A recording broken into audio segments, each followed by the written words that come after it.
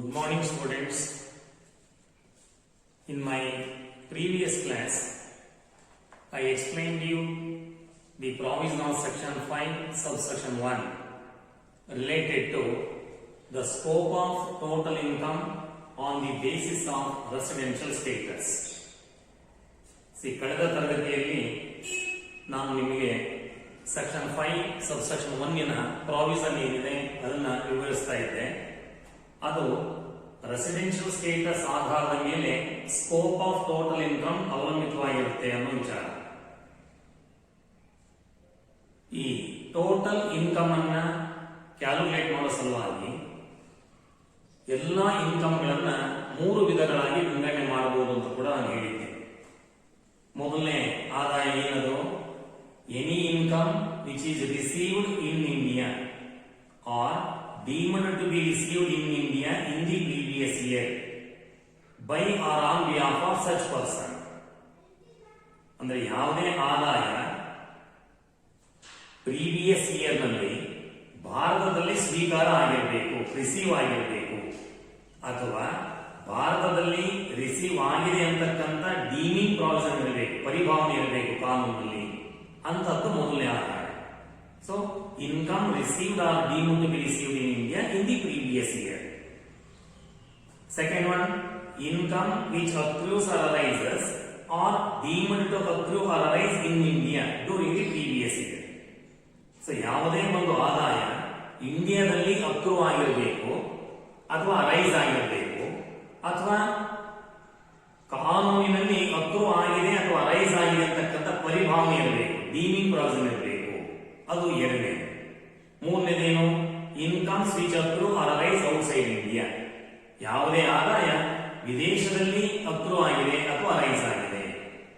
ಈ 3 ತರದ ಆದಾಯಗಳನ್ನ ನಾವು ಕೊನೆಗೆ 2 ಭಾಗ ಮಾಡಬಹುದು ಅಂತ ಕೂಡ ನಾನು ನಿಮಗೆ ಹೇಳಿದ್ದೆ. ಮೊದಲನೇದು ಭಾರತೀಯ ಆದಾಯಗಳು, ಇಂಡಿಯನ್ ಇನ್ಕಮ್ಸ್. ಎರಡನೇದು ವಿದೇಶಿ ಆದಾಯಗಳು, ಫಾರಿನ್ ಇನ್ಕಮ್ಸ್ ಅಂತ ನಾವು ವಿಂಗಡಣೆ ಮಾಡಿಕೊಂಡು ಸ್ಕೋಪ್ ಆಫ್ ಟೋಟಲ್ ಇನ್ಕಮ್ ಅನ್ನು ಅರ್ಥ ಮಾಡಿಕೊಳ್ಳಬಹುದು. ಆದರೆ ಯಾವುದು ಭಾರತೀಯ ಆದಾಯ, ಭಾರತದ ಆದಾಯ ಯಾವುದು? ಸೊ ಭಾರತೀಯ ಆದಾಯ ಅಥವಾ ಭಾರತಕ್ಕೆ ಸಂಬಂಧಪಟ್ಟಂತ ಆದಾಯಗಳು ಅಂತ ಹೇಳಿದ್ರೆ, ಮೊದಲನೇದು ಭಾರತದಲ್ಲಿ ಸ್ವೀಕಾರ ಆಗಿರ್ತಕ್ಕಂಥ ಆದಾಯಗಳು ಅಥವಾ ಭಾರತದಲ್ಲಿ ಸ್ವೀಕಾರ ಆಗಿದೆ ಅಂತಕ್ಕಂಥ ಪರಿಭಾವನೆ ಇರ್ತಕ್ಕಂಥ ಆದಾಯಗಳು. ಸೊ ಅದು ಮೊದಲನೇದು. ಎರಡನೇದು ಭಾರತದಲ್ಲಿ ಅಕ್ರೂ ಆಗಿರಬೇಕು ಅಥವಾ ಭಾರತದಲ್ಲಿ ಅರೈಸ್ ಆಗಿರಬೇಕು, ಅದು ಎರಡನೇದು. ಸೊ ಈ 2 ಆದಾಯಗಳನ್ನ ನಾವು ಭಾರತೀಯ ಆದಾಯಗಳು ಅಂತ ವಿಂಗಡಣೆ ಮಾಡಿಕೊಳ್ಳಬಹುದು. ಇನ್ನು ವಿದೇಶಿ ಆದಾಯಗಳು ಯಾವುದು ಭಾರತದಲ್ಲಿ ಸ್ವೀಕಾರ ಆಗಿಲ್ಲ, ರಿಸೀವ್ ಆಗಿಲ್ಲ, ಅಥವಾ ಭಾರತದಲ್ಲಿ ರಿಸೀವ್ ಆಗಿದೆ ಅಂತಕ್ಕಂಥ ಡೀಮಿಂಗ್ ಪ್ರಾವಿಷನ್ ಕೂಡ ಇಲ್ಲ ಅಂತದ್ದು, ಮತ್ತು ಯಾವುದು ಭಾರತದಲ್ಲಿ ಅಕ್ರೂ ಆಗಿಲ್ಲ ಅಥವಾ ಅರೈಸ್ ಆಗಿಲ್ಲ ಅದು. ಇವೆರಡನ್ನು ನಾವು ವಿದೇಶಿ ಆದಾಯಗಳು ಅಂತ ಕರೀಬಹುದು. ಆದ್ರೆ ಈ ಆದಾಯಗಳನ್ನ ನಾವು ಚರ್ಚೆ ಮಾಡಬೇಕಾದ್ರೆ ನಾನು ನಿಮ್ಗೆ ಹೇಳಿದ್ದೇನೆ, ಯಾವುದು ಭಾರತೀಯ ಆದಾಯ ಅಂತ ತೀರ್ಮಾನ ಆಗುತ್ತೆ ಅದಕ್ಕೆ ಒಬ್ಬ ಅಸಸಿ ಅಥವಾ ಪರ್ಸನ್ ಅವನ ರೆಸಿಡೆನ್ಷಿಯಲ್ ಸ್ಟೇಟಸ್ ಏನ್ ಬೇಕೋ ಆಗಿರಲಿ, ಅವನು ರೆಸಿಡೆಂಟ್ ಆಗಿರಲಿ, ನಾಟ್ ಆರ್ಡಿನಲ್ ರೆಸಿಡೆಂಟ್ ಆಗಿರಲಿ ಅಥವಾ ನಾನ್ ರೆಸಿಡೆಂಟ್ ಆಗಿರಲಿ, ಅವನು ಅದಕ್ಕೆ ತೆರಿಗೆ ಕಟ್ಟಬೇಕಾಗುತ್ತೆ. ಅದು ಅವನ ಟೋಟಲ್ ಇನ್ಕಮ್ ನಲ್ಲಿ ಸೇರ್ಕೊಳ್ಳುತ್ತೆ. ಯಾವುದು ಭಾರತೀಯ ಆದಾಯ ಅದು. ಮತ್ತೆ ವಿದೇಶಿ ಆದಾಯಗಳಾದ್ರೆ ಆಗ ಒಬ್ಬ ಪರ್ಸನ್ ಅಥವಾ ಅಸಸಿ ಅವನು ರೆಸಿಡೆಂಟ್ ಆಗಿದ್ರೆ ಅವನು ಕೂಡ ಟ್ಯಾಕ್ಸ್ ಕಟ್ಟಬೇಕು. ವಿದೇಶಿ ಆದಾಯಗಳು ಅವನಿಗೆ ಯಾವುದೇ ವಿನಾಯಿತಿ ಇರೋದಿಲ್ಲ. ಆದ್ರೆ ಒಬ್ಬ ನಾಟ್ ಆರ್ಡಿನಲ್ ರೆಸಿಡೆಂಟ್ ಆಗ್ತಕ್ಕಂಥ ಪರ್ಸನ್ ಅಥವಾ ಅಸಸಿ ಆಗಿದ್ದಾರೆ, ಅವರು ಆ ವಿದೇಶಿ ಆದಾಯ ಒಂದು ಬಿಸ್ನೆಸ್ ಮತ್ತೆ ಪ್ರೊಫೆಷನ್ ಇಂದ ಬಂದು ಆ ಬಿಸ್ನೆಸ್ ಇಂಡಿಯಾದಿಂದ ಕಂಟ್ರೋಲ್ ಆಗಿರ್ಬೇಕು ಅಥವಾ ಪ್ರೊಫೆಷನ್ ಇಂಡಿಯಾದಿಂದ ಸೆಟಪ್ ಆಗಿರ್ಬೇಕು ಇಂಡಿಯಾದಲ್ಲಿ, ಹಂಗಿದ್ರೆ ಅದು ತೆರಿಗೆ ಕಟ್ಟಬೇಕಾಗುತ್ತೆ. ಇಲ್ಲಿ ಹೋದ್ರೆ ಯಾವ ವಿದೇಶಿ ಆದಾಯಗಳಿಗೂ ನಾಟ್ ಆರ್ಡಿನಲ್ ರೆಸಿಡೆಂಟ್ ಅನ್ಸ್ಕೊಳ್ತಕ್ಕಂಥವ್ರು ಯಾವುದೇ ತೆರಿಗೆ ಕಟ್ಟೋದು ಬೇಕಾಗಿಲ್ಲ. ಅದು ಬಿಸ್ನೆಸ್ ಮತ್ತೆ ಪ್ರೊಫೆಷನ್ ಇಂದ ಬಂದು ಆ ಬಿಸ್ನೆಸ್ ಇಂಡಿಯಾದಿಂದ ಕಂಟ್ರೋಲ್ ಆಗಿರ್ಬೇಕು ಅಥವಾ ಪ್ರೊಫೆಷನ್ ಇಂಡಿಯಾದಲ್ಲಿ ಸೆಟಪ್ ಆಗಿರ್ಬೇಕು, ಹಂಗಿದ್ರೆ ಅದು ತೆರಿಗೆ ಕಟ್ಟಬೇಕಾಗುತ್ತೆ. ಹಾಗೆ ಯಾವ ಆದಾಯ ವಿದೇಶದಲ್ಲಿ ಅಕ್ರೂ ಆಗಿ ವಿದೇಶದಲ್ಲಿ ರಿಸೀವ್ ಆಗುತ್ತೆ ಅಂತ ಸಂದರ್ಭಗಳಲ್ಲಿ ವಿದೇಶಿ ಆದಾಯಗಳು ಏನಿದಾವೆ ಅವಕ್ಕೆ ನಾನ್ ರೆಸಿಡೆಂಟ್ ಯಾವುದೇ ತೆರಿಗೆ ಕಟ್ಟೋದು ಬೇಕಾಗಿಲ್ಲ. ಇಲ್ಲಿ ಈ ಆದಾಯಗಳನ್ನ ವಿಂಗಡಣೆ ಮಾಡಬೇಕಾದ್ರೆ ಕೆಲವೊಂದು ಪಾರಿಭಾಷಿಕ ಶಬ್ದಗಳು ಬಂದಿವೆ, ತಾಂತ್ರಿಕ ಶಬ್ದಗಳು, ಟೆಕ್ನಿಕಲ್ ಟರ್ಮ್ಸ್ ಅಂತ ಕರೀಬಹುದು. ಆ ಶಬ್ದಗಳ ಸ್ಪಷ್ಟವಾದ ಅರ್ಥ ನಮಗೆ ಗೊತ್ತಿರಬೇಕು. ಮೊದಲನೇದು ನೀವು ಗಮನಿಸಿದಿಲ್ಲ, income received or deemed to be received in India ಅಂತ ಇದೆ. ಆದ್ರೆ ರಿಸೀವ್ಡ್ ಅಂದ್ರೆ ಅರ್ಥ ಏನು ಇಲ್ಲಿ ಭಾರತೀಯ ಆದಾಯ ತೆರಿಗೆ ಶಾಸನದಲ್ಲಿ ಅಂತ ಹೇಳಿದ್ರೆ, ರಿಸೀವ್ಡ್ ಅಂದ್ರೆ the place of receipt shall be the place where it is received for the first time and not the place of receipt on it subsequent remittance ಅಂತ ಹೇಳ್ತಾರೆ. ಅಂದ್ರೆ ಯಾವುದೇ ಒಂದು ಆದಾಯ ಎಲ್ಲಿ ರಿಸೀವ್ ಆಗಿದೆ ಅಂತಕ್ಕಂಥದ್ದನ್ನು ನೋಡಬೇಕು ಅಂದ್ರೆ ಅದು ಫಸ್ಟ್ ಪ್ಲೇಸ್ ಆಫ್ ರಸೀಟ್ ಏನಿದೆ, ಯಾವ ಪ್ಲೇಸ್ ನಲ್ಲಿ ಫಸ್ಟ್ ಟೈಮ್ ರಿಸೀವ್ ಆಗಿದೆ ಆ ಪ್ಲೇಸ್ ಮುಖ್ಯನೇ ಹೊರತು ತದನಂತರ ಅದನ್ನ ಬೇರೆ ಕಡೆ ಒಯ್ದು ಅಲ್ಲಿ ಅದನ್ನ ರಿಸೀವ್ ಮಾಡ್ಕೊಂಡ್ರೆ ಅದು ಮುಖ್ಯ ಅಲ್ಲ. ಸಬ್ಸಿಕ್ವೆಂಟ್ ರೆಮಿಟೆನ್ಸ್ ಆದ್ಮೇಲೆ ರಿಸೀವ್ ಮಾಡ್ಕೊಳ್ತೀವಲ್ಲ ಅದು ಮುಖ್ಯ ಅಲ್ಲ. ಫಸ್ಟ್ ಟೈಮ್ ಎಲ್ಲಿ ರಿಸೀವ್ ಮಾಡಿದ್ವಿ ಅದು ಪ್ಲೇಸ್ ಆಫ್ ರೆಸಿಟ್ ಆಗುತ್ತೆ. ಅದು ಇಂಡಿಯಾದಲ್ಲಿದ್ರೆ ಅದು ಇಂಡಿಯನ್ ಇನ್ಕಮ್ ಆಗುತ್ತೆ, ವಿದೇಶದಲ್ಲಿದ್ರೆ ವಿದೇಶಿ ಆದಾಯ ಆಗುತ್ತಷ್ಟೇ. ಹಾಗಾಗಿ the place of receipt shall be the place where it is received for the first time ಅಂತ ಹೇಳ್ತಾರೆ. ಅದು ಸ್ಪಷ್ಟವಾಗಿ ನಿಮಗೆ ಗೊತ್ತಿರಬೇಕು. ಈಗ ಯಾವುದೊಂದು ಆದಾಯ ಅದು ಲಂಡನ್ ನಲ್ಲಿ ರಿಸೀವ್ ಆಗಿದೆ ಅಂತ ತಿಳ್ಕೊಳ್ಳಿ. ಆದ್ರೆ ಲಂಡನ್ ನಲ್ಲಿ ರಿಸೀವ್ ಮಾಡಿದ್ರೆ ಫಸ್ಟ್ ಪ್ಲೇಸ್ ಅದು, ನಂತರ ಅದನ್ನ ಭಾರತಕ್ಕೆ ರೆಮಿಟ್ ಮಾಡ್ಕೊಂಡು ಮತ್ತೆ ಇಲ್ಲಿ ರಿಸೀವ್ ಮಾಡ್ಕೊಂಡಿದ್ದಾರೆ. ಆದರೆ ನಮ್ಮ ಭಾರತೀಯ ಆದಾಯ ತೆರಿಗೆ ಶಾಸನ ಪ್ರಕಾರ ಅದು ಎಲ್ಲಿ ರಿಸೀವ್ ಆಯಿತು ಅಂತ ಹೇಳಿದ್ರೆ ಲಂಡನ್ ನಲ್ಲಿ ರಿಸೀವ್ ಆಗಿದೆ. ಲಂಡನ್ ರಿಸೀವ್ ಮಾಡಿ ತದನಂತರ ಅದನ್ನ ಭಾರತಕ್ಕೆ ತಂದು ಇಲ್ಲಿ ರಿಸೀವ್ ಮಾಡ್ಕೊಂಡಿದ್ದಾರೆ. ಆದರೆ ಸಬ್ಸಿಕ್ವೆಂಟ್ ರೆಮಿಟೆನ್ಸ್ ಏನಿದೆ ಇಂಡಿಯಾಗೆ ಬಂದಿರತಕ್ಕಂಥದ್ದು ಅದು ಮುಖ್ಯ ಅಲ್ಲ. ಆದರೆ ಆದಾಯ ಲಂಡನ್ ನಲ್ಲಿ ರಿಸೀವ್ ಆಗಿದೆ. ಹಾಗೆ place of receipt shall be the place where it is received for the first time and not the place where it is received on subsequent remittance. ಆದರೆ ಅದು ಬೇಕಾಗಿಲ್ಲ. ಇನ್ನೊಂದು ಡೀಮ್ಡ್ ಟು ಬಿ ರಿಸೀವ್ಡ್ ಅಂತ ಇದೆ. ಅಂದ್ರೆ ಒಂದು ಆದಾಯ ಡೀಮ್ಡ್ ಟು ಬಿ ರಿಸೀವ್ಡ್ ಅಂತ ಯಾವಾಗ ಅನ್ಸ್ಕೊಳ್ಳುತ್ತೆ ಅಂದ್ರೆ ಸೆಕ್ಷನ್ 7 ಅಂತಕ್ಕಂಥ ಸೆಕ್ಷನ್ 7 ನಲ್ಲಿ ಆ ಪ್ರಾವಿಷನ್ ಇರುತ್ತೆ. ಸೆಕ್ಷನ್ 7 ನಲ್ಲಿ ನಿಜಕ್ಕೂ ಆದಾಯ ಒಬ್ಬ ಅಸ್ಸಸಿಗೆ ಬಂದಿಲ್ಲ, ಆದಾಯ ಅವನ ಕೈ ಸೇರಿಲ್ಲ, ಆದ್ರೆ ಕಾನೂನು ಹೇಳ್ತಾ ಇದೆ ಇಲ್ಲ ಇದು ನಿಮಗೆ ಬಂದಂಗೆ ಇದಕ್ಕೂ ಕೂಡ ತೆರಿಗೆ ಕಟ್ಟಬೇಕಾಗುತ್ತೆ, ಅದು ಡೀಮ್ಡ್ ಟು ಬಿ ರಿಸೀವ್ಡ್ ಅಂತ. ಅನೇಕ ಉದಾಹರಣೆಗಳನ್ನು ನಾವು ಗಮನಿಸಬಹುದು. ಈಗ ಉದಾಹರಣೆಗೆ ಒಬ್ಬ ಎಂಪ್ಲಾಯಿ ರೆಕಗ್ನೈಸ್ಡ್ ಪ್ರಾವಿಡೆಂಟ್ ಫಂಡ್ ನಲ್ಲಿ ಮೆಂಬರ್ ಇದ್ದಾರೆ. ಆ ರೆಕಗ್ನೈಸ್ಡ್ ಪ್ರಾವಿಡೆಂಟ್ ಫಂಡ್ ಗೆ ಬರ್ತಕ್ಕಂಥ ಆನ್ಯುವಲ್ ಅಕ್ರೇಷನ್ ಏನಿದೆ ಆ ಆನ್ಯುವಲ್ ಅಕ್ರೇಷನ್ ಸೆಕ್ಷನ್ 7 ಪ್ರಕಾರ ಡೀಮ್ಡ್ ಟು ಬಿ ರಿಸೀವ್ಡ್. ಹೆಂಗೆ ಅಂತ ಹೇಳಿದ್ರೆ ರೆಕಗ್ನೈಸ್ಡ್ ಪ್ರಾವಿಡೆಂಟ್ ಫಂಡ್ ಗೆ ಬರ್ತಕ್ಕಂಥ ಆನ್ಯುವಲ್ ಅಕ್ರೇಷನ್ ಅಂದ್ರೆ ಏನು? ಆನ್ಯುವಲ್ ಅಕ್ರೇಷನ್ ಅಂದ್ರೆ ಏನಿಲ್ಲ, ಎಂಪ್ಲಾಯರ್ ಕಟ್ಟುವಂತ ಹಣ ಇದೆಯಲ್ಲ ಎಂಪ್ಲಾಯಿಯ ರೆಕಗ್ನೈಸ್ಡ್ ಪ್ರಾವಿಡೆಂಟ್ ಫಂಡ್ ಅದು ಎಂಪ್ಲಾಯಿ ಸಂಬಳದಲ್ಲಿ 12% ಜಾಸ್ತಿ ಇರುವಂತ, ಜೊತೆಗೆ ಆ ರೆಕಗ್ನೈಸ್ಡ್ ಪ್ರಾವಿಡೆಂಟ್ ಫಂಡ್ ಗೆ ಬರ್ತಕ್ಕಂಥ ಬಡ್ಡಿ ಇದೆಯಲ್ಲ ಪ್ರತಿ ವರ್ಷ ಅದು 9% ಜಾಸ್ತಿ ಇರ್ತಕ್ಕಂಥ. ಹೀಗೆ ಎಂಪ್ಲಾಯರು ಎಂಪ್ಲಾಯಿಯ RPF ಕಟ್ಟೋ ಹಣ ಎಂಪ್ಲಾಯಿ ಸಂಬಳದಲ್ಲಿ 12% ಹೆಚ್ಚಿದ್ರೆ ಆ ಹೆಚ್ಚಿರುವಂತದ್ದು, ಆ RPF ಗೆ ಪ್ರತಿ ವರ್ಷ ಬರುವಂತ ಬಡ್ಡಿ 9% ಹೆಚ್ಚಿದ್ರೆ ಆ 9% ಹೆಚ್ಚಿರುವಂತದ್ದು ಅದೆರಡು ಏನಿದೆ ಅದು ಡೀಮ್ಡ್ ಟು ಬಿ ರಿಸೀವ್ಡ್ ಅಂತ ಆಗುತ್ತೆ. ನಿಜಕ್ಕೂ ಆ ಆದಾಯ ನಮ್ಮ ಅಸ್ಸಸ್ಸಿಗೆ ಅಥವಾ ಎಂಪ್ಲಾಯಿಗೆ ಪ್ರತಿ ವರ್ಷ ಬರೋದಿಲ್ಲ. ಪ್ರಾವಿಡೆಂಟ್ ಫಂಡ್ ಹಣ ಬರೋದು ಯಾವಾಗ? ಆ ಎಂಪ್ಲಾಯಿ ನಿವೃತ್ತನಾಗಬೇಕು ಇಲ್ಲ ಅವನ ಮರಣ ಹೊಂದಬೇಕು, ಇವೆರಡರಲ್ಲಿ ಯಾವುದು ಮೊದಲಾಗುತ್ತೆ ಘಟಿಸುತ್ತೆ ಆಗ ಅವನಿಗೆ ಹಣ ಬರುತ್ತೆ. ಅಲ್ಲೇವರೆಗೂ ಆ ಆದಾಯವನ್ನ ಡೀಮ್ಡ್ ಟು ಬಿ ರಿಸೀವ್ಡ್ ಅಂತ ಕಾನೂನಲ್ಲಿ ಕರೀತಾರೆ. ಅಂತ ಆದಾಯಕ್ಕೆ ಪ್ರತಿ ವರ್ಷ ಆ ಅಸ್ಸಸ್ಸಿ ಟ್ಯಾಕ್ಸ್ ಕಟ್ಟಬೇಕಾಗುತ್ತೆ. ಅಂದ್ರೆ ಸರಳವಾಗಿ ಹೇಳೋದಾದ್ರೆ ಒಂದು ಆದಾಯ ಅಸ್ಸಸ್ಸಿಯ ಕೈ ಸೇರಿಲ್ಲ, ಅವನು ರಿಸೀವ್ ಮಾಡ್ಕೊಂಡಿಲ್ಲ, ಆದ್ರೆ ಕಾನೂನು ಹೇಳ್ತಾ ಇದೆ ಇಲ್ಲ ನೀನು ಇದನ್ನ ರಿಸೀವ್ ಮಾಡ್ಕೊಂಡಿದೆ ಇದು ಟ್ಯಾಕ್ಸ್ ಕಟ್ಟು. ಬೇಗ ನಿಮ್ಗೆ ಇನ್ನೊಂದು ಉದಾಹರಣೆ ಕೊಡಬಹುದು. ಈಗ ನ್ಯೂ ಪೆನ್ಷನ್ ಸ್ಕೀಮ್ ಇದೆಯಲ್ಲ, ನ್ಯೂ ಪೆನ್ಷನ್ ಸ್ಕೀಮ್ ನಲ್ಲಿ ಸೆಂಟ್ರಲ್ ಗವರ್ಮೆಂಟ್ ಆಗಬಹುದು ಅಥವಾ ಯಾವುದೇ ಬೇರೆ ಎಂಪ್ಲಾಯರ್ ಆಗಿರಬಹುದು, ಎಂಪ್ಲಾಯಿಯ ನ್ಯೂ ಪೆನ್ಷನ್ ಸ್ಕೀಮ್ ಹಣ ಕಟ್ತಾರೆ ಪ್ರತಿ ವರ್ಷ. ಅವರು ಒಂದಷ್ಟು 14% ಸೆಂಟ್ರಲ್ ಗವರ್ಮೆಂಟ್ ಕಟ್ತಾ ಇದೆ ಇತ್ತೀಚೆಗೆ ಅಲ್ವಾ. ಆದ್ರೆ ಸೆಂಟ್ರಲ್ ಗವರ್ಮೆಂಟ್ ಅವರು ಆ ಎಂಪ್ಲಾಯಿ ಸೆಂಟ್ರಲ್ ಗವರ್ಮೆಂಟ್ ಎಂಪ್ಲಾಯಿಗಳನ್ನ ಅವನ NPS ನ್ಯೂ ಪೆನ್ಷನ್ ಸ್ಕೀಮ್ ಹಣ ಕಟ್ಟುತ್ತಲ್ಲ ಸೆಂಟ್ರಲ್ ಗವರ್ಮೆಂಟ್, ಅದು ಆ ಎಂಪ್ಲಾಯಿಗೆ ಬರುತ್ತಾ? ತಕ್ಷಣಕ್ಕೆ ಬರೋದಿಲ್ಲ, ಅದು ಅವನ ರಿಟೈರ್ಮೆಂಟ್ ಅನ್ನು ಬರ್ತಕ್ಕಂಥದ್ದು ಅಲ್ವಾ. ಆದ್ರೆ ಅಲ್ಲೇವರೆಗೂ ಅದು ಡೀಮ್ಡ್ ಟು ಬಿ ರಿಸೀವ್ಡ್ ಅಂತ ಆಗುತ್ತೆ. ಆದ್ರೆ ಅವನು ತನಿಗೆ ಬರುವಂತ ಸಂಬಳ ಮತ್ತೆ ಸೆಂಟ್ರಲ್ ಗವರ್ಮೆಂಟ್ ನವರು ಅವನ NPS ಕಟ್ಟಿರ್ತಕ್ಕಂಥ ಹಣ ಎರಡಕ್ಕೂ ಟ್ಯಾಕ್ಸ್ ಕಟ್ಟಬೇಕಾಗುತ್ತೆ. ಸಂಬಳ ರಿಸೀವ್ ಆಗಿದೆ, NPS ನಲ್ಲಿ ಇರ್ತಕ್ಕಂಥ ಕಾಂಟ್ರಿಬ್ಯೂಷನ್ ಇದೆ ಸೆಂಟ್ರಲ್ ಗವರ್ಮೆಂಟ್ ಅವರು, ಅದು ಡೀಮ್ಡ್ ಟು ಬಿ ರಿಸೀವ್. ಬರದೇ ಇದ್ರು ಅದು ಬಂದಿದೆ ಅಂತಕ್ಕಂಥ ಕಾನೂನಿನ ಪರಿಭಾವನೆ ಇದೆ. ಹೀಗೆ ಒಂದು ಆದಾಯ ಒಬ್ಬ ಅಸ್ಸಸ್ಸಿ ಇನ್ನೂ ಪಡ್ಕೊಂಡಿಲ್ಲ, ರಿಸೀವ್ ಮಾಡ್ಕೊಂಡಿಲ್ಲ, ಆದ್ರೆ ಕಾನೂನಿನ ಪ್ರಕಾರ ಅದು ರಿಸೀವ್ ಆದಂಗೆನೆ. ಇದು ಸೆಕ್ಷನ್ 7 ನಲ್ಲಿ ಆ ತರದ ಅನೇಕ ಉದಾಹರಣೆಗಳಿವೆ. ಸೊ ಅದು ಡೀಮ್ಡ್ ಟು ಬಿ ರಿಸೀವ್ಡ್ ಅಂತ ಅಂದ್ರೆ ಆದಾಯ ಅಸ್ಸಸ್ಸಿಗೆ ಬಂದಿಲ್ಲ, ಆದ್ರೆ ಕಾನೂನು ಹೇಳ್ತಾ ಇದೆ ಬಂದಿದೆ. ಹಾಗೆ ಬಂದಿದೆ ಅಂದಮೇಲೆ ಅದನ್ನು ಕೂಡ ನಾವು ಟೋಟಲ್ ಇನ್ಕಮ್ ನಲ್ಲಿ ಸೇರಿಸಿಕೊಂಡು ನಾವು ಸಂದರ್ಭಕ್ಕೆ ತಕ್ಕನಾಗಿ ಅದನ್ನ ಟ್ಯಾಕ್ಸ್ ಒಳಪಡಿಸಬೇಕಾಗುತ್ತೆ. ಹಾಗೆ ಇನ್ನೂ ಒಂದೆರಡು ಪದಗಳನ್ನು ಗಮನಿಸಿರಿ. ಅಕ್ರೂ ಆರ್ ರೈಸ್ ಅಂತ ಇದೆ. ಏನು ಅಕ್ರೂ ಆರ್ ರೈಸ್ ಅಂದ್ರೆ ನೋಡಿ, ಅಕ್ರೂ ಆರ್ ರೈಸ್ ಅಂದ್ರೆ when the right to receive the income is vested in the hands of the assessee, it is said to accrue or arise in his name ಅಂತ ಹೇಳ್ತಾರೆ. ಅಂದ್ರೆ ಒಂದು ಆದಾಯ ನಿಜಕ್ಕೂ ಅಸ್ಸಸ್ಸಿಗೆ ಬಂದಿಲ್ಲ, ಆದ್ರೆ ಆ ಆದಾಯವನ್ನ ರಿಸೀವ್ ಮಾಡ್ಕೊಳ್ತಕ್ಕಂತ ಒಂದು ರೈಟ್ ಇದೆಯಲ್ಲ, ಹಕ್ಕು ಇದೆಯಲ್ಲ, ಅದು ಅವನಿಗೆ ಒದಗಿದೆ. ಹಾಗೆ ಆದಾಯವನ್ನ ಪಡಿತಕ್ಕಂತ ಹಕ್ಕು ಬಂದ್ರೆ, ರೈಟ್ ಬಂತು ಅಂತ ಹೇಳಿದ್ರೆ ಅದನ್ನ ಇನ್ಕಮ್ ಅಕ್ರೂಡ್ ಆರ್ ರೈಸ್ ಅಂತ ಕರೀತೇವೆ. ಅದು ರಿಸೀವ್ ಆಗೋದು, ರಿಸೀವ್ ಆಗದೆ ಇರೋದು ಅದು ಮುಂದಿನ ಪ್ರಶ್ನೆ. ಆದ್ರೆ ಆ ಆದಾಯವನ್ನ ರಿಸೀವ್ ಮಾಡ್ಕೊಳ್ತಕ್ಕಂತ ಹಕ್ಕು ಅಸ್ಸಸ್ಸಿಗೆ ಬಂದಿದೆ, ಅದು ಅಕ್ರೂಡ್ ಆರ್ ರೈಸ್ ಅಂತ ಕರೀತೇವೆ. ಹಾಗೆ ಇನ್ನೊಂದು ಪಾರಿಭಾಷಿಕ ಶಬ್ದ ನೀವು ಗಮನಿಸಿರಿ, deemed to accrue or rise in India ಅಂತ ಬರುತ್ತಾರೆ. ಆದ್ರೆ deemed to accrue or rise in India ಅಂತಕ್ಕಂಥ ಇನ್ಕಮ್ ಯಾವ ಸೆಕ್ಷನ್ 9 ಸೆಕ್ಷನ್ 1 ನಲ್ಲಿ ಇದೆ. ಅಂದ್ರೆ ಮೇಲ್ನೋಟಕ್ಕೆ ಆ ಆದಾಯ ಭಾರತದಲ್ಲಿ ಅಕ್ರೂ ಆಗಿಲ್ಲ ಅಥವಾ ಅರೈಸ್ ಕೂಡ ಆಗಿಲ್ಲ, ಮೇಲ್ನೋಟಕ್ಕೆ ಕಾಣಿಸ್ತಾ ಇದೆ. ಆದ್ರೆ ಸೆಕ್ಷನ್ 9 ಸೆಕ್ಷನ್ 1 ನಲ್ಲಿ ಕೆಲವು deemed to be received in India ಅಂತ, sorry, deemed to have been accrued or rise in India ಅಂತ ಪಟ್ಟಿ ಮಾಡ್ಕೊಂಡಿದ್ದಾರೆ. ಅಂದ್ರೆ ಅವು ಭಾರತದಲ್ಲಿ ಅಕ್ರೂ ಆಗಿದೆ ಅಥವಾ ರೈಸ್ ಆಗಿದೆ ಅಂತಕ್ಕಂಥದ್ದು ಕಾನೂನಿನ ಪರಿಭಾವನೆ ಸೆಕ್ಷನ್ 9 ನಲ್ಲಿ. ಒಂದು ಉದಾಹರಣೆ ನಾನು ನಿಮಗೆ ಕೊಟ್ಟೆ ಹಿಂದಿನ ಕ್ಲಾಸ್ ನಲ್ಲಿ. Salary paid by Indian government to its citizens who are working abroad. ವಿದೇಶದಲ್ಲಿ ಕೆಲಸ ಮಾಡತಕ್ಕಂತ ಭಾರತೀಯರಿಗೆ ನಮ್ಮ ಸರ್ಕಾರ ಕೊಡ್ತಕ್ಕಂತ ಸಂಬಳ ಏನಿದೆ ಅದು deemed to accrue or rise in India ಅಂತ ಆಗುತ್ತೆ.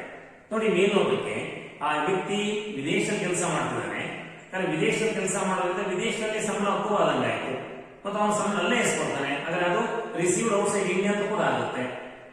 ಆದ್ರೆ ಅದು ಅಕ್ರೂಡ್ ಔಟ್ಸೈಡ್ ಇಂಡಿಯಾ ಅಂತಕ್ಕಂಥದ್ದು ಮೇಲ್ನೋಟಕ್ಕೆ ಕಾಣುತ್ತೆ ಪ್ರೈಮಾ ಫೇಸಿ. ಆದ್ರೆ ಸೆಕ್ಷನ್ 9 ನಲ್ಲಿ ಏನ್ ಹೇಳ್ತಾರೆ ಅಂದ್ರೆ ಆ ತರದ ಆದಾಯಗಳು ಏನಿದಾವೆ ಅಂದ್ರೆ salary paid by Indian government to its citizens working abroad ಅದೇನಿದಾವೆ ಅವು deemed to accrue or rise in India, ಅವು ಭಾರತದಲ್ಲಿ ಅಕ್ರೂ ಅಥವಾ ರೈಸ್ ಆಗಿದೆ ಅಂತಕ್ಕಂಥದ್ದು ಕಾನೂನಿನ ಪರಿಭಾವನೆ, ಪರಿಕಲ್ಪನೆ. ಸೊ ಈ ರೀತಿ ಅಲ್ಲಿ ಕೆಲವು ತಾಂತ್ರಿಕ ಶಬ್ದಗಳಿವೆ, ಅವನ್ನು ಕೂಡ ಸ್ಪಷ್ಟವಾಗಿ ಅರ್ಥ ಮಾಡ್ಕೊಂಡ್ಬಿಟ್ರೆ ನಾವು ಸೆಕ್ಷನ್ 5 ಸಬ್ ಸೆಕ್ಷನ್ 1 ನಲ್ಲಿ ಏನು ಪ್ರಾವಿಷನ್ ಇದೆ ಅದನ್ನ ಸಂಪೂರ್ಣ ಅರ್ಥ ಮಾಡ್ಕೊಳ್ಬಹುದು. See, let us see some problems and the solutions to understand the clause of section 5 subsection 1 clearly. ಈಗ ಸೆಕ್ಷನ್ 5 ಮತ್ತೆ ಸಬ್ಸೆಕ್ಷನ್ 1 ಏನ್ ಹೇಳುತ್ತೆ? Scope of total income depends upon residential status ಅಂತ ಹೇಳ್ತಾ ಇದೆ ಅಲ್ವಾ? ಹಾಗಾದ್ರೆ ಅದು ನಿಮಗೆ ಸ್ಪಷ್ಟ ಆಗಬೇಕು ಅನ್ನೋದ್ರೆ ಕೆಲವು ಪ್ರಾಬ್ಲಮ್ಸ್ ಅನ್ನ ನೋಡ್ರಿ, ಮತ್ತೆ ಅವಕ್ಕೆ ಸೊಲ್ಯೂಷನ್ ತಗೊಳ್ರಿ. ಖಂಡಿತ ನಿಮಗೆ ಸೆಕ್ಷನ್ 5(1) ಏನ್ ಹೇಳುತ್ತೆ ಅನ್ನೋದು ಸ್ಪಷ್ಟವಾಗಿ ಗೊತ್ತಾಗುತ್ತೆ. ನಾನು ನಿಮಗೆ ಈಗಾಗಲೇ ಕೆಲವು ಪ್ರಾಬ್ಲಮ್ ಗಳನ್ನ ಕೊಟ್ಟಿದ್ದೇನೆ, ಒಂದೊಂದೇ ಪ್ರಾಬ್ಲಮ್ ತಗೊಳ್ರಿ, ಅದನ್ನ ರೀಡ್ ಮಾಡಿ ಹೇಗೆ ಸಾಲ್ವ್ ಮಾಡಬೇಕು ಅನ್ನೋದನ್ನ ಹೇಳ್ಕೊಡ್ತಾನೆ. ಆಗ ಸೆಕ್ಷನ್ 5(1) ನಮಗೆ ಕ್ಲಿಯರ್ ಆಗುತ್ತೆ. ಎಸ್, ಪ್ರಾಬ್ಲಮ್ ನಂಬರ್ 1 ನೋಡಿ. Problem number 1. See, I read out the problem first for your purpose. ಮೊದಲನೇ ಪ್ರಾಬ್ಲಮ್ ಏನಿದೆ? Shri Maruti has the following incomes for the previous year ending 31st March 2020. ನೋಡಿ, ಯಾರು ಮಾರುತಿ ಅನ್ನೋರಿಗೆ previous year 31st March 2020 ವರೆಗೂ ಇಷ್ಟೆಲ್ಲ ಆದಾಯಗಳಿವೆ. Previous year 1920 ಇಷ್ಟೆಲ್ಲ ಆದಾಯಗಳಿವೆ ಅಂತ ಹೇಳಿ ಸುಮಾರು 6 ಅಥವಾ 7 ಆದಾಯಗಳನ್ನು ಬರುತ್ತೆ ಅಲ್ವಾ? ಹಾಗೆ ಈ 7 ಆದಾಯಗಳನ್ನು ನೋಡಿ ಪ್ರಶ್ನೆ ಏನಿದೆ, ನಾನು ಆದಾಯಗಳೇನು ಅಂತ ನಿಮಗೆ ಸದ್ಯ ಹೇಳ್ತಾ ಇಲ್ಲ, ಆಮೇಲೆ ಒಂದೊಂದೇ ನಾನು ವಿವರಿಸ್ತೇನೆ. ಹಾಗೆ ಪ್ರಶ್ನೆ ಏನಿದೆ? Compute is gross total income if he is ಅಂತ ಬರುತ್ತೆ. 1 resident, not an resident, non resident. ಅಂದ್ರೆ ಮಾರುತಿ ಅಂತಕ್ಕಂಥ ಒಬ್ಬ ಅಸ್ಸಸ್ಸಿಗೆ ಇಷ್ಟೆಲ್ಲ ಆದಾಯಗಳು ಪ್ರೀವಿಯಸ್ ಇಯರ್ ನಲ್ಲಿ ಬಂದಿದ್ದಾವೆ. ಒಂದು ವೇಳೆ ಆ ಮಾರುತಿ ಅಂತಕ್ಕಂಥ ವ್ಯಕ್ತಿ ರೆಸಿಡೆಂಟ್ ಆದ್ರೆ ಅಥವಾ ನಾಟ್ ಆರ್ಡಿನಲ್ ರೆಸಿಡೆಂಟ್ ಆದ್ರೆ ಅಥವಾ ನಾನ್ ರೆಸಿಡೆಂಟ್ ಆದ್ರೆ ಅವನ ಗ್ರಾಸ್ ಟೋಟಲ್ ಇನ್ಕಮ್ ಎಷ್ಟಾಗುತ್ತೆ ಹೇಳ್ರಿ. ಸೊ ಈ ತರ ಪ್ರಾಬ್ಲಮ್ ಅನ್ನು ಕೊಟ್ಟಾಗ ನೀವೊಂದು ಒಂದೇ ಸ್ಟೇಟ್ಮೆಂಟ್ ಹಾಕೊಂಡು ಅದೇ ಅಸ್ಸಸ್ಸಿ ಮಾರುತಿ ಒಬ್ಬನೇ ಅಸ್ಸಸ್ಸಿ ಇನ್ಕಮ್ಗಳು ಅವೇ ಇನ್ಕಮ್ಗಳು ಇದಾವೆ, 7 ಇನ್ಕಮ್ಗಳನ್ನು ಕೊಟ್ಟಿದ್ದಾರೆ. ಒಂದು ವೇಳೆ ಮಾರುತಿಯ ರೆಸಿಡೆನ್ಷಿಯಲ್ ಸ್ಟೇಟಸ್ ಚೇಂಜ್ ಆದ್ರೆ ಇನ್ಕಮ್ ಏನ್ ಚೇಂಜ್ ಆಗಬಹುದು ಅನ್ನೋದನ್ನ ನೀವು ಈ ಪ್ರಾಬ್ಲಮ್ ಕಂಡುಕೋಬಹುದು. ಅದು ಏನ್ ಮಾಡೋದು? ಅಲ್ಲಿ ಪ್ರಾಬ್ಲಮ್ ಏನಿದೆ? ಪ್ರಶ್ನೆ compute is gross total income ಅಂತ ಕೇಳಿದ್ದಾರೆ. ನೀವು ಮೇಲ್ಗಡೆ ಈ ತರ ಬರ್ಕೊಳ್ಳಿ. ಫಸ್ಟ್ ಏನು? Computation of gross total income of mister Maruti. Computation of gross total income of mister Maruti for the assessment year 2020-21, previous year being 2019-20. if he is ಅಂತ ಬರಬಿಟ್ಟು ಸೆಮಿಕೋಲನ್ ಹಾಕಿ 3 ಕಾಲಮ್ ಮಾಡ್ಕೊಳ್ಳಿ. if he is resident. First column ಅಲ್ಲಿ resident ಅಂತ ತಗೊಳ್ಳಿ. Second column not ordinarily resident, NOR. Third column ಅಲ್ಲಿ non resident.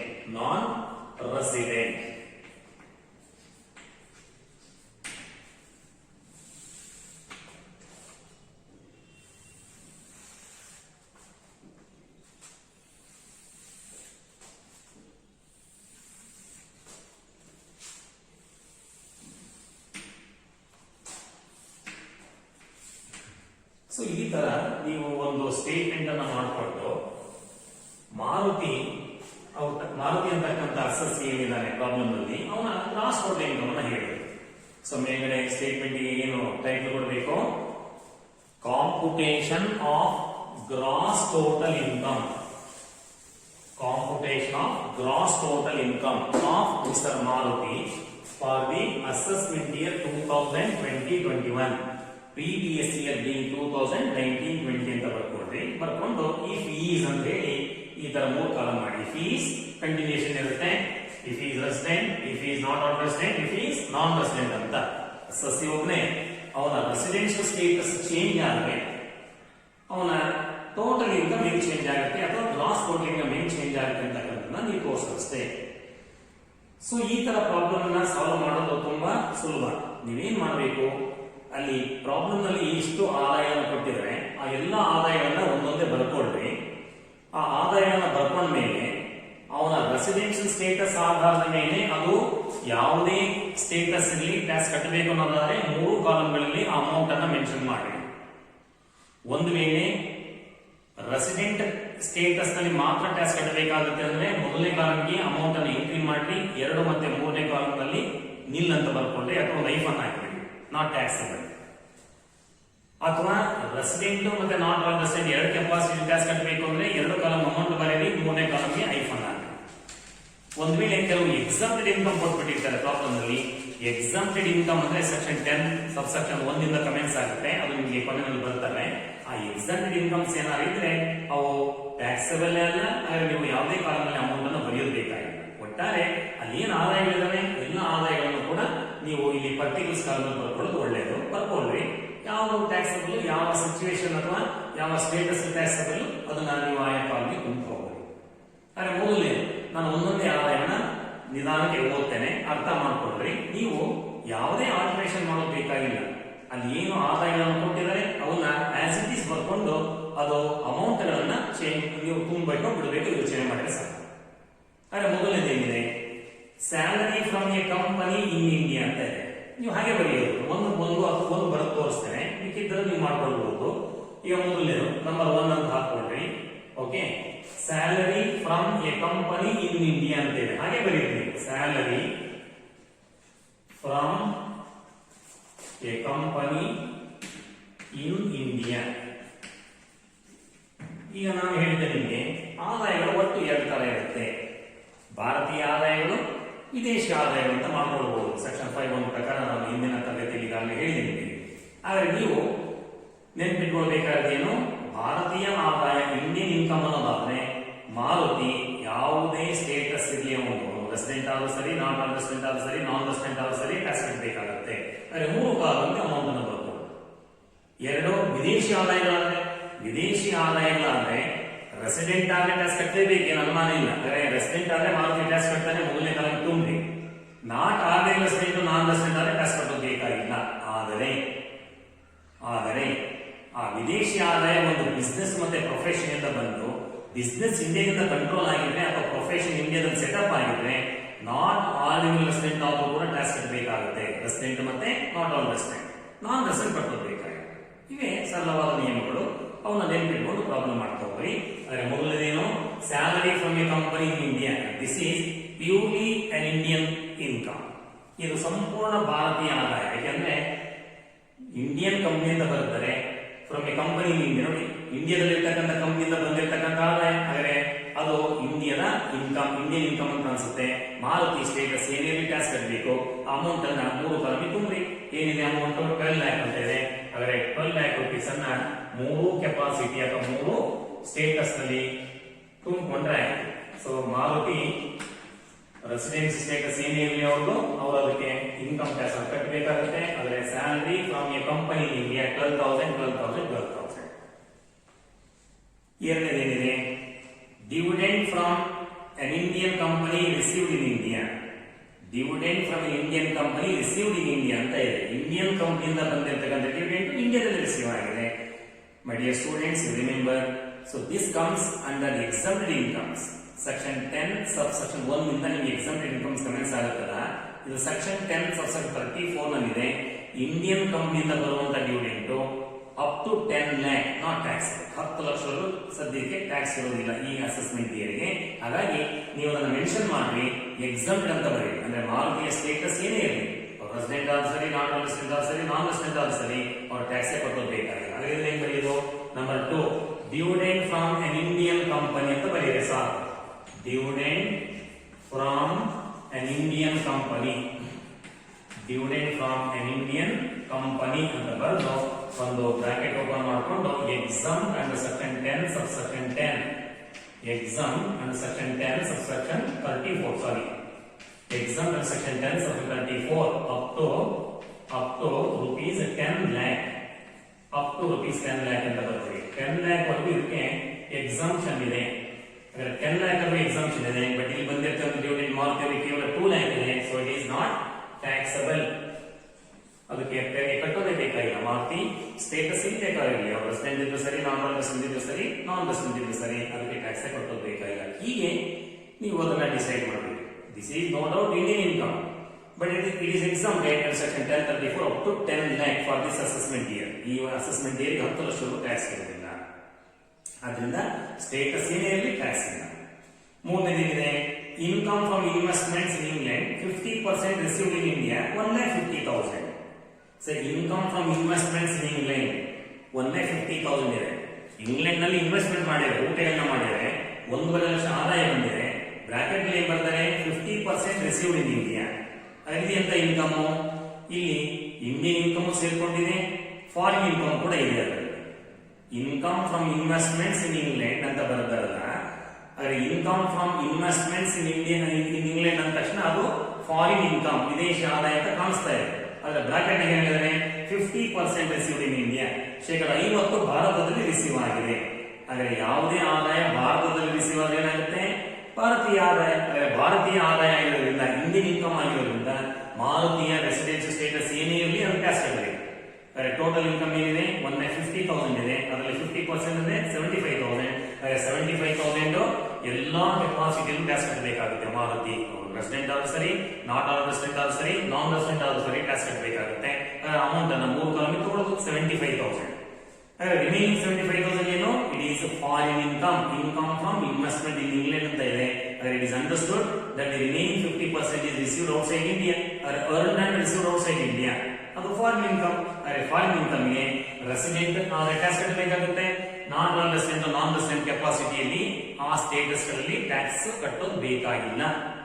So ನೀವು ಈ ಆದಾಯವನ್ನ 2 ಭಾಗ ಮಾಡಿ ಸ್ಪ್ಲಿಟ್ ಮಾಡಿ ಬರ್ಕೊಳ್ಬಹುದು. ಇಲ್ಲ ಒಂದೇ ಸಾರಿ income from investment in England, income from investment in England bracket ನಲ್ಲಿ 50% ರಿಸೀವ್ಡ್ ಇನ್ ಇಂಡಿಯಾ ಅಂತ ಬರಬೇಕು. ಸೊ ಟೋಟಲ್ ಅಮೌಂಟ್ ಏನಿದೆ 1,50,000 ಇದೆ. ಅಂದ್ರೆ ರೆಸಿಡೆಂಟ್ ಆದ್ರೆ 1,50,000 ಟ್ಯಾಕ್ಸ್ ಕಟ್ಟಬೇಕು. ಯಾಕೆ? 50% ಇಂಡಿಯನ್ ಇನ್ಕಮ್ ಇದೆ, 50% ಫಾರಿನ್ ಇನ್ಕಮ್ ಇದೆ. ಫಾರಿನ್ ಇನ್ಕಮ್ ಟ್ಯಾಕ್ಸ್ ಕಟ್ಟಬೇಕು, ಇಂಡಿಯನ್ ಇನ್ಕಮ್ ಟ್ಯಾಕ್ಸ್ ಕಟ್ಟಬೇಕು. ಯಾವಾಗ ರೆಸಿಡೆಂಟ್ ಆದ್ರೆ. ನಾಟ್ ಆಲ್ ರೆಸಿಡೆಂಟ್ ಆದ್ರೆ ಬರೀ ಇಂಡಿಯನ್ ಇನ್ಕಮ್ ಮಾತ್ರ ಟ್ಯಾಕ್ಸ್ ಕಟ್ಟಬೇಕಾಗುತ್ತೆ. ಆದ್ರೆ ಇಲ್ಲಿ 75,000 ತಗೊಂಡ್ರಿ. ಇಲ್ಲಿ ನಾನ್ ರೆಸಿಡೆಂಟ್ ಇದನ್ನ ಅವನು ಕೂಡ ಇಂಡಿಯನ್ ಇನ್ಕಮ್ ಟ್ಯಾಕ್ಸ್ ಕಟ್ಟಬೇಕು, 75,000 ತಗೊಳ್ರಿ. ಈ ತರ ಅದನ್ನ ಸ್ಪ್ಲಿಟ್ ಮಾಡಲೇ ಬರೀರಿ. ಇಲ್ಲ ಒಂದರಲ್ಲೇ ಬರ್ಕೊಂಡ್ರಾಯ್ತು. ಹೇಳಿ ನನಗೆ ಇದನ್ನ ಯಾವ ತರ ಮಾಡ್ಬೋದು?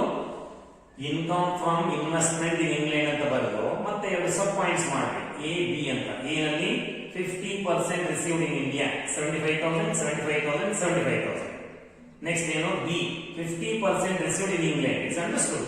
50% ರಿಸೀವ್ಡ್ ಇನ್ ಇಂಡಿಯಾ ಅಂದ್ಮೇಲೆ 50% received in England. It's understood. ಅಂದ್ರೆ 50% ರಿಸೀವ್ಡ್ ಇನ್ ಇಂಗ್ಲೆಂಡ್ ಅಂತ ಬರೆದು 75,000 ಮಾತ್ರ ಹಿಂಗ್ ತಗೊಳ್ರಿ. Not all resident, non resident ಕಾಲದಲ್ಲಿ ಇನ್ನು ತಗೋಬೇಡ್ರಿ. ಏನಾಗುತ್ತೆ?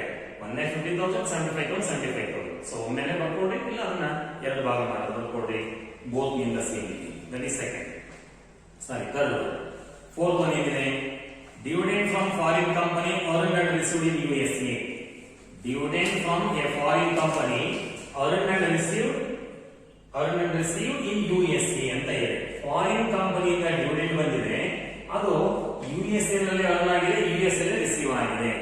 This is purely foreign income earned and received in USA.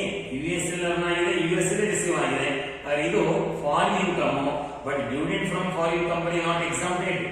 Dividend from Indian company is exempted under section 1034 up to 10 lakh. But any dividend from a foreign company is always taxable. So no doubt this is foreign company dividend, but where it is received? It is received outside India. What does it mean? It means earned and received outside India, purely foreign income. ಇದು ಸಂಪೂರ್ಣ ವಿದೇಶಿ ಆದಾಯ. ವಿದೇಶಿ ಆದಾಯ ಆಗಿರೋದ್ರಿಂದ Maruti resident ಆದ tax ಕಟ್ಟಲೇಬೇಕಾಗುತ್ತೆ. Not ordinary resident ಮತ್ತೆ ನಾನ್ resident ಆದ್ರೆ ಅಥವಾ ಟ್ಯಾಕ್ಸ್ ಕಟ್ಟೋಬೇಕಾಗಿಲ್ಲ, ಅದು ಅವರ ಇನ್ಕಮ್ ನಲ್ಲಿ ಸೇರ್ಕೊಳ್ಳೋದಿಲ್ಲ. ಅದು ನಿಮಗೆ ಕೊಟ್ಟಿರ್ತಕ್ಕಂಥ 4ನೇದು. ಸೊ ನಂಬರ್ 4 ಅಂತ ಬರ್ಕೊಂಡು dividend from a foreign company earned and received in US ಅಂತ ಬರ್ಕೊಡ್ರಿ. earned and received in US ಇರೋದ್ರಿಂದ purely foreign income. Foreign income resident ಆದ್ರೆ ಟ್ಯಾಕ್ಸ್ ಕಟ್ಟಬೇಕು. 75,000 rupees ಇದೆ. Not or resident non resident ಕೆಪಾಸಿಟಿಯಲ್ಲಿ ಅದಕ್ಕೆ ಇನ್ಕಮ್ ಟ್ಯಾಕ್ಸ್ ಬರೋದಿಲ್ಲ. ಸೊ ಇದು analysis of 4 income. Then 5th one ಇದೆ income from agriculture in Bangladesh. Income from agriculture in Bangladesh ಅಂತ ಇದೆ. So income from agriculture in India is exempted under section 10(1), no doubt. But income from agriculture from foreign countries is always taxable. So foreign agriculture income ಗೆ exemption ಇಲ್ಲ, tax ಕಟ್ಟಬೇಕು. Indian agriculture income ಗೆ ಮಾತ್ರ section 10(1) ನಲ್ಲಿ exemption ಇದೆ ಸಂಪೂರ್ಣ. ಇದು income from agriculture in Bangladesh ಅಂತ ಇದೆ. ಫಾರಿನ್ ಅಗ್ರಿಕಲ್ಚರ್ ಇನ್ಕಮ್ 50,000 rupees ಇದೆ. ವೇರ್ ಇಟ್ ಇಸ್ ರಿಸೀವ್, ಅದೆಲ್ಲಿ ರಿಸೀವ್ ಆಗಿದೆ ಹೇಳಿಲ್ಲ. It is understood that it is received from wear it is earn. ಅದು ಎಲ್ಲಿ ಅರ್ನ್ ಆಗಿದೆ ಅಲ್ಲಿ ರಿಸೀವ್ ಮಾಡ್ತಾರೆ.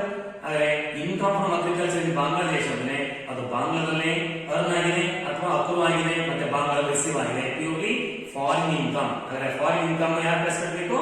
Resident. Not all resident non resident tax ಕಟ್ಟೋದು ಬೇಕಾಗಿಲ್ಲ. ಹಾಗೆ ಮಾರುತಿ ರೆಸಿಡೆಂಟ್ ಆದ್ರೆ ಟ್ಯಾಕ್ಸ್ ಕಟ್ಟಬೇಕಾಗುತ್ತೆ. ಅದನ್ನ ನೀವು income from agriculture in Bangladesh ಅಂತ ಬರ್ಕೊಡ್ರಿ. Income from agriculture in Bangladesh ಏನಿದೆ 50,000. ಅದೇ 50,000 rupeesಗೆ ರೆಸಿಡೆಂಟ್ ಆದ್ರೆ ಟ್ಯಾಕ್ಸ್ ಕಟ್ಟಬೇಕಾಗುತ್ತೆ. ನಮ್ಮ ಮಾರುತಿಯವರು not all resident non resident ಆದ್ರೆ ಟ್ಯಾಕ್ಸ್ ಕಟ್ಟೋದು ಬೇಕಾಗಿಲ್ಲ. Okay, like that you have to analyse. Then ಮತ್ತೊಂದೇನಿದೆ profits from business in UAE control from India. ನೋಡಿ, profits from business in UAE United Arab Emirates ನಲ್ಲಿ ಒಂದು ಬಿಸ್ನೆಸ್ ಇದೆ ಅಂದ್ರೆ control from India ಅಂತ ಬರ್ತಾರೆ ಬ್ರಾಕೆಟ್ ನಲ್ಲಿ 1 ಲಕ್ಷ ಇದೆ.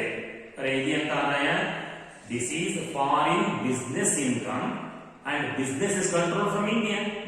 ಇದು foreign business income, but business ಇಂಡಿಯಾದಿಂದ ಕಂಟ್ರೋಲ್ ಆಗಿದೆ. ನಾನು ಹಿಂದಿನ ಕ್ಲಾಸ್ ನಿಂದ ಹೇಳ್ತಾ ಬರ್ತಾ ಇದ್ದೀನಿ, ಫಾರಿನ್ ಇನ್ಕಮ್ ಒಂದು ಬಿಸ್ನೆಸ್ ನಿಂದ ಬಂದು ಬಿಸ್ನೆಸ್ ಇಂಡಿಯಾದಿಂದ ಕಂಟ್ರೋಲ್ ಆಗಿದ್ರೆ ರೆಸಿಡೆಂಟ್ ಕೆಪಾಸಿಟಿ ಮತ್ತೆ ನಾಟ್ ಆರ್ಡಿನಲ್ ರೆಸಿಡೆಂಟ್ ಕೆಪಾಸಿಟಿ ಎರಡು ಕೆಪಾಸಿಟಿ ಟ್ಯಾಕ್ಸ್ ಕಟ್ಟಬೇಕಾಗುತ್ತೆ. ಹಾಗೆ ಇದು ಬಿಸ್ನೆಸ್ UAE ನಲ್ಲಿ ಇದ್ರೂ ಕೂಡ ಇಂಡಿಯಾದಿಂದ ಕಂಟ್ರೋಲ್ ಆಗಿದೆ. ಹಾಗೆ ಇಂಡಿಯಾದಲ್ಲಿ ಕಂಟ್ರೋಲ್ ಆಗಿರೋದ್ರಿಂದ ನಮ್ಮ ಮಾರುತಿಯವರು ರೆಸಿಡೆಂಟ್ ಆಗಿ ಟ್ಯಾಕ್ಸ್ ಕಟ್ಟಬೇಕು, ನಾಟ್ ಆರ್ಡಿನಲ್ ರೆಸಿಡೆಂಟ್ ಆಗಿ ಟ್ಯಾಕ್ಸ್ ಕಟ್ಟಬೇಕು. ಏನ್ ಬರೆಯೋದನ್ನ profit from a business in UAE control from India. Profit from a business in UAE control from India ಅಂತ ಬರ್ಕೊಡ್ರಿ. ಬರ್ಕೊಂಡು ಅಮೌಂಟ್ ಏನಿದೆ 1 lakh ಇದೆ. So 1 lakh is taxable in the capacity as a resident and also taxable in the capacity as a not ordinary resident, but in the status of non-resident, assessee need not pay any tax. ಮಾರುತಿಯವರು resident ಆದ tax ಕಟ್ಟಲೇಬೇಕು, ಅದು ಬಿಡೋದಿಲ್ಲ. Not ordinary resident ಆದ್ರೆ tax ಬರುತ್ತೆ. ಯಾಕಂದ್ರೆ ಇದು foreign business income ಹಾಗೂ ಬಿಸ್ನೆಸ್ ಇಂಡಿಯಾದಿಂದ ಕಂಟ್ರೋಲ್ ಆಗಿದೆ, ಆ ಕಾರಣ ಟ್ಯಾಕ್ಸ್ ಕಟ್ಟಬೇಕಾಗುತ್ತೆ. ಅದು analysis of number 6. Last one number 5 ಏನಿದೆ 7 ಏನಿದೆ profit from business in Mumbai control from China ಅಂತೆ 2,30,000. ಮುಂಬೈನಲ್ಲಿ ಬಿಸ್ನೆಸ್ ಇದೆ, ಆ ಬಿಸ್ನೆಸ್ ಅನ್ನ ಚೈನಾದಿಂದ ಕಂಟ್ರೋಲ್ ಮಾಡಿರುತ್ತೆ. ಅದೇ ಅದು ಚೈನಾದಿಂದ ಕಂಟ್ರೋಲ್ ಆಗಿರಲಿ ಅಥವಾ ಜಪಾನಿಂದ ಕಂಟ್ರೋಲ್ ಆಗಿರಲಿ, that is not important. Where the business is situated, the business is situated in Mumbai, and where is Mumbai? It is in India. So purely Indian income accrued and received in India or earned and received in India, and purely Indian income ಆಗಿರೋದ್ರಿಂದ ಮಾರುತಿಯ resident status ಏನಾಗಿರಲಿ tax ಕಟ್ಟಬೇಕು. Resident ಆದ್ರೂ ಸರಿ, not ordinary resident ಆದ್ರೂ ಸರಿ, ನಾನ್ resident ಆದ್ರೂ ಸರಿ. ಬರೆಯೋದು number 7 ಅಂತ ಬರ್ಕೊಂಡ್ರಿ. profit from business in Mumbai. Profit from business in Mumbai. Control from China. So that control from China is not to be considered because the business is situated in India and it is purely Indian income. ಸಂಪೂರ್ಣ ಭಾರತೀಯ ಆದಾಯ. ಹಾಗಾಗಿ ಮಾರುತಿ ಏನ್ ಬೇಕೋ ಆಗಿಲ್ಲ, resident ಆದೇನೋ, non resident ಆದೇನೋ, non resident ಆದೇನೋ ಟ್ಯಾಕ್ಸ್ ಕಟ್ಟಲೇಬೇಕಾಗುತ್ತೆ. ಅಮೌಂಟ್ ಏನಿದೆ 2,30,000. 2,30,000 is to be included irrespective of the residence status of the SSC. 2,30,000, 2,30,000, 2,30,000. So ಈ ತರ ಸಾಲ್ವ್ ಮಾಡೋದು.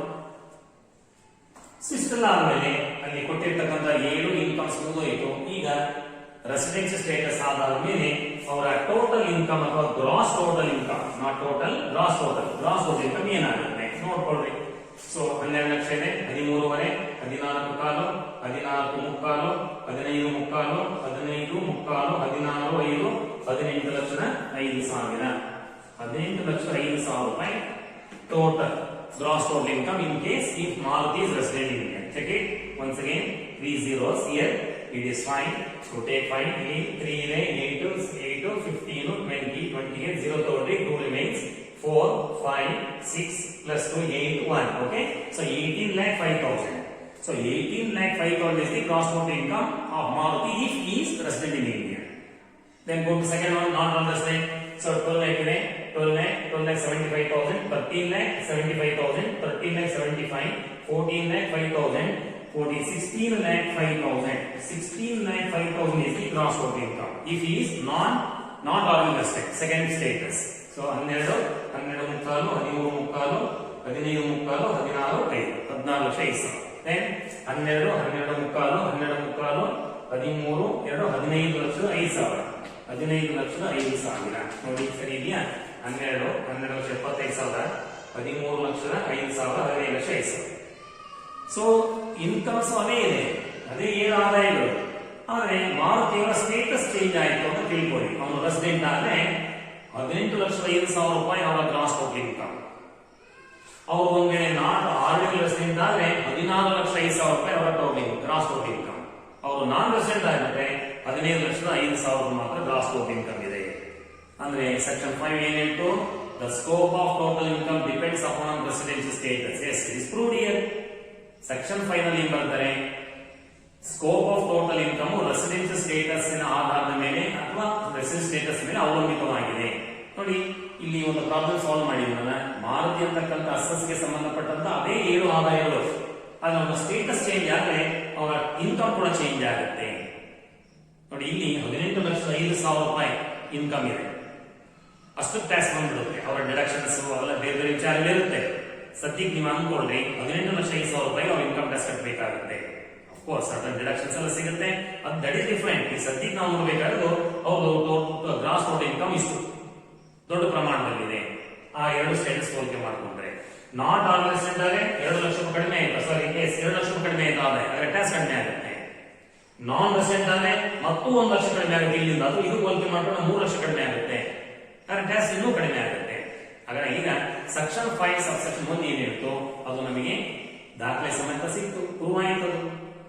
ಹಾಗಾಗಿ ಸೆಕ್ಷನ್ 5 ನ ಪ್ರಾಬ್ಲಮ್ಸ್ ಅನ್ನು ಸರಿ ಇದೆ. Scope of total income depends upon residential status. Thank you. ಉಳಿದಂತ ಪ್ರಾಬ್ಲಮ್ ಅನ್ನ ಮುಂದಿನ ತರಗತಿ ನಾನು ಸಾಲ್ವ್ ಮಾಡ್ತೇನೆ. ನೀವು ಒಮ್ಮೆ ಎಲ್ಲೋ ಪ್ರಾಬ್ಲಮ್ ಅನ್ನು ಓದ್ಕೊಂಡ್ ಬರ್ರಿ. ಓದ್ಕೊಳ್ಳೋದ್ರಿಂದ ನಿಮಗೆ ತಕ್ಷಣ ಅರ್ಥ ಆಗುತ್ತೆ. ಇಲ್ಲಿ ಅಂತ ಕಷ್ಟವಾದ ವಿಚಾರಗಳು ಏನಿಲ್ಲ ಇದರಲ್ಲಿ, ಅದು ನಿಮಗೆ 90% ಭಾಗ ಅರ್ಥ ಆಗುತ್ತೆ. ಎಲ್ಲೋ ಕೆಲವು ಕಡೆ ಸಣ್ಣ ಪುಟ್ಟ ಡೌಟ್ಸ್ ಇದ್ರೆ ನನ್ನನ್ನು ಕೇಳಿ ನಾನು ಮಾಡ್ಕೊಡ್ತೇನೆ. ಇಲ್ಲ ಕೆಲವು ಪ್ರಾಬ್ಲಮ್ ನಾನು ಮುಂದಿನ ಕ್ಲಾಸ್ ನಲ್ಲಿ ನಿಮ್ಮ ಉದ್ದೇಶ ಸಾಲ್ವ್ ಮಾಡ್ಕೊಡ್ತೇನೆ. Okay, thank you once again.